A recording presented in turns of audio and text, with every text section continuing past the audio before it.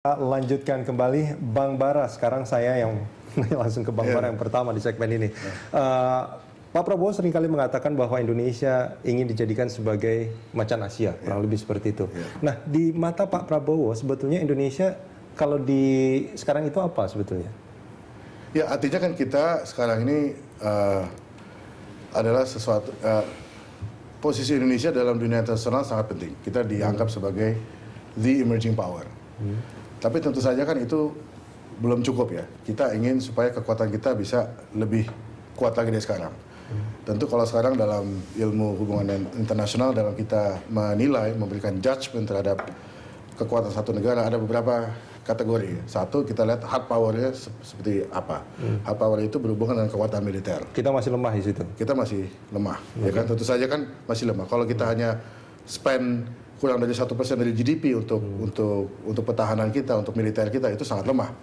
Yang kedua, kekuatan ekonomi kita. Kita kan belum, walaupun kita baru-baru ini oleh Bank Dunia dikatakan kita adalah kekuatan 10 ekonomi terbesar di dunia, kita ingin bahwa kita menjadi kekuatan nomor 5 atau nomor 4 misalnya. Dan kita punya kemampuan untuk itu, ya. Kemudian juga soft power kita.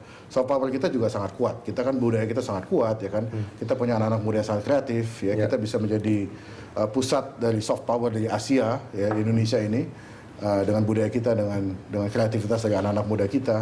Jadi semuanya ini harus kita combine. Nah, kalau kita kuat dari tiga aspek sini, maka kita bisa menjadi salah satu, bukan hanya emerging power, tapi betul-betul suatu power yang diperhitungkan dalam dunia internasional. Sebagai macan Asia, ya. Dan memang pada akhirnya yang menentukan juga adalah kekuatan ekonomi kita.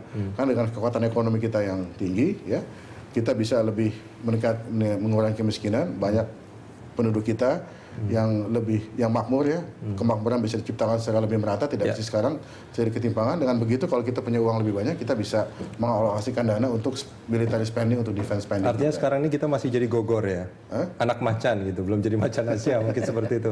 Ya, Pak Rizal, ini Pak Jokowi juga menggunakan istilah yang sedikit berbeda. Indonesia ingin dijadikan negara yang berwibawa dan dihormati sebetulnya.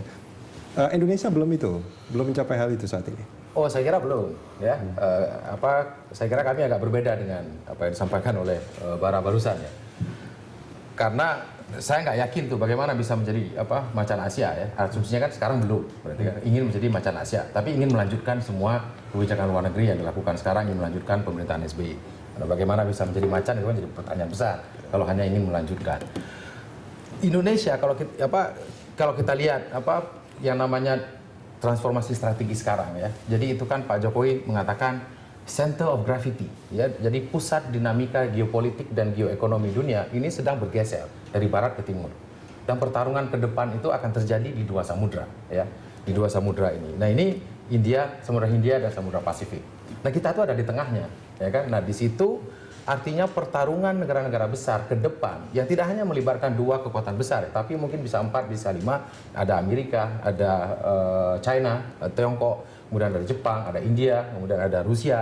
Ini kompleksitasnya lebih rumit.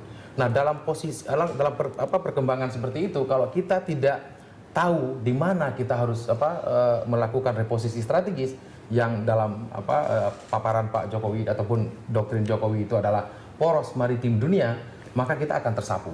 Nah, dalam konteks itu, mengambil peran dan mengambil posisi strategis tertentu itu menjadi dasar landasan yang paling penting bagi Indonesia untuk menjadi sebuah kekuatan yang beyond the region, gitu loh. Jadi lebih dari sekedar hanya menjadi kekuatan di Asia, ya, tapi kekuatan regional dengan global engagement. Ya, meskipun tentu global engagement itu harus selektif juga karena sesuai dengan kepentingan kita, ya.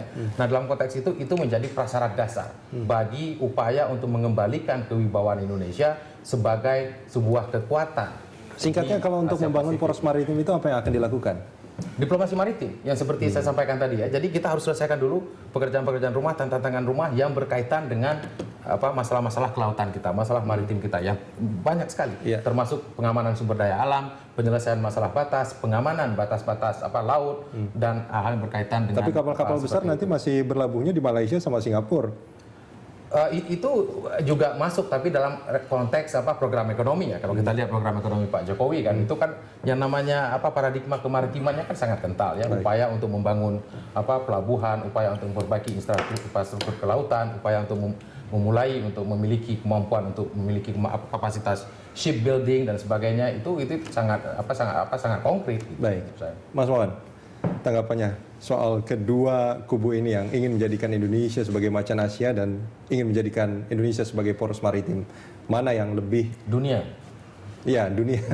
Mana yang lebih pas sebetulnya untuk dijadikan, atau Mas Wawan punya pendapat lain? Ya, sebetulnya cita-cita itu memang harus ada. Kita harus berpikir besar, memulai dari yang kecil-kecil dan bergerak cepat. Ya. Dan tidak menunda waktu lagi, karena kita harus punya keberanian, wawasan, dan juga personal approach yang baik. Kita tidak memperbanyak musuh, tapi rata-rata kalau kita sudah unggul pasti musuh datang sendiri. Ya, karena dari sejumlah negara pasti merasa kepentingannya terancam, dan itu sudah secara automatically. Dan itulah yang perlu kita waspadai untuk menyiapkan sedemikian rupa Komcat. Kemarin disinggung itu Komcat, komponen cadangan. Itu menurut saya bagus sekali, karena memang kita ini sudah mulai luntur dari sisi disiplin nasional. Dengan upaya-upaya komponen cadangan nanti, kalau sekonyong-konyong terjadi sesuatu di balik ini semua, maka mereka sudah siap. Jadi Komcat ini termasuk pertahanan semesta ya, artinya rakyat juga dilibatkan? Ya, perlibatan rakyat, dan itu biayanya tidak banyak, cuma 1 triliun untuk satu periode, sehingga sebetulnya enggak juga. Ya, dan itu masih RUU, belum berupa undang-undang. Nah, kalau keinginan untuk memperkuat maritim, saya sangat sependapat, karena 2/3 wilayah kita itu wilayah laut, dan pada kenyataannya kita justru dari laut ini banyak mengimpor, garam impor, kemudian juga dari sisi shipping semua yang kita impor padahal kita mampu, kita lebih suka beli dari luar daripada di dalam. Ini menunjukkan bahwa kita belum punya self of belonging. Dan itulah sebabnya maka perlu ada satu penguatan, antara lain penguatan radar. Karena bagaimanapun juga di tempat-tempat itu banyak yang longgar sekali. Kalau kita lewat di sana, itu kita menyusuri, menukik sedikit aja, dia tidak kelihatan dari radar. Itulah sebabnya maka radar ini sangat diperlukan. Kalau dari sisi pertahanan, saya melihat keinginan pemerintah sudah sangat maju sekarang itu. Anggaran pertahanan tadinya 445 triliun terus menjadi 86 ya, sekarang itu 86. Trace-nya nanti menuju ke 150 idealnya, 150 triliun. Kalau di sana sudah itu tentu kita akan kuat. Dan kemarin disinggung bahwa kita, anak-anak kita sebetulnya sudah tangguh-tangguh untuk bisa membuat itu, karena saya sudah menemui mereka yang bekerja di luar negeri sejumlah negara. Saya persiapkan mereka. Dan sebetulnya kembali. Indonesia sangat mampu sebetulnya untuk memproduksi Lebih dari mampu, karena sekarang itu banyak negara-negara sahabat yang siap untuk transfer of teknologi, dan mereka sudah ngomong secara terbuka. Dan harapannya tentu siapapun presidennya nanti akan lebih mengenal orang-orang Indonesia yang bekerja di tempat-tempat yang luar biasa itu, dan mereka punya kemampuan untuk bisa dimanfaatkan. Iya, karena kita sekarang sudah banyak mengumpulkan orang-orang kita yang sudah sukses di luar negeri, yang dipelopori waktu itu oleh Dubes Amerika kayak kita ya, Dino itu, dan mereka kumpulkan mereka yang telah, dan mereka mau kembali ke kita, dan sudah temu dari mereka, dan ini keinginan bersama lebih baik hujan batu di negeri sendiri daripada hujan emas di negeri orang. Mudah-mudahan seperti itu ya. Bisa tambahkan dikit ya? Ya, silakan Mas. Memang kita punya leverage sekarang, leverage kekuatan untuk mempunyai peran yang sangat besar di dunia internasional. Kita negara terbesar di Asia Tenggara, kita merupakan meeting point, titik temu antara Samudra Hindia dan Samudra Pasifik dan juga Laut Cina Selatan. Penduduk kita nomor 4 terbesar di dunia, kita negara demokrasi ketiga terbesar di dunia. Tapi itu semua kan tidak cukup. Kita ingin supaya kita ini lebih kuat sebagai bangsa. Itu bagaimana? Indonesia demokrasinya lebih berkualitas dari sekarang. Indonesia yang korupsinya minimum, ya. Indonesia yang ekonominya kuat. Indonesia yang penduduknya pendapatan per kapitanya tinggi. Itu kita semua, kalau itu semua kita bisa, dan juga Indonesia yang toleran. Di mana setiap kelompok ya bisa hidup dengan tenang, menjalankan agamanya dengan tenang tanpa ada rasa takut.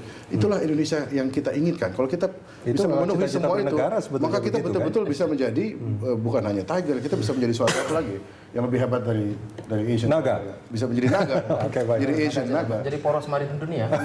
Ya itu juga tentu otomatis. Gitu. Salah satu faktor di dalam situ nanti. Baik, Bang Bara, Pak Rizal dan juga Pak Wawan, terima kasih banyak sudah bersama kami di Prime Time Talk.